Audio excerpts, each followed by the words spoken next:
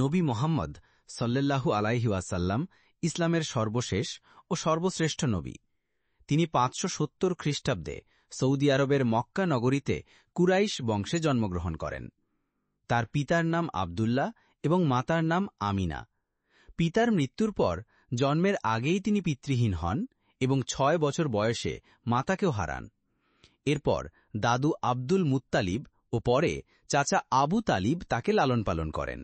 নবী মোহাম্মদ সল্লাল্লাহু আলাইহি ওয়াসাল্লাম ইসলামের সর্বশেষ ও সর্বশ্রেষ্ঠ নবী। তিনি ৫৭০ খ্রিস্টাব্দে সৌদি আরবের মক্কা নগরীতে কুরাইশ বংশে জন্মগ্রহণ করেন। তার পিতার নাম আবদুল্লাহ এবং মাতার নাম আমিনা। পিতার মৃত্যুর পর জন্মের আগেই তিনি পিতৃহীন হন এবং ৬ বছর বয়সে মাতাকেও হারান। এরপর দাদু আব্দুল মুত্তালিব ও পরে চাচা আবু তালিব তাকে লালন পালন করেন। নবী মোহাম্মদ সল্লাল্লাহু আলাইহি ওয়াসাল্লাম ইসলামের সর্বশেষ ও সর্বশ্রেষ্ঠ নবী। তিনি ৫৭০ খ্রিস্টাব্দে সৌদি আরবের মক্কা নগরীতে কুরাইশ বংশে জন্মগ্রহণ করেন। তার পিতার নাম আবদুল্লাহ এবং মাতার নাম আমিনা।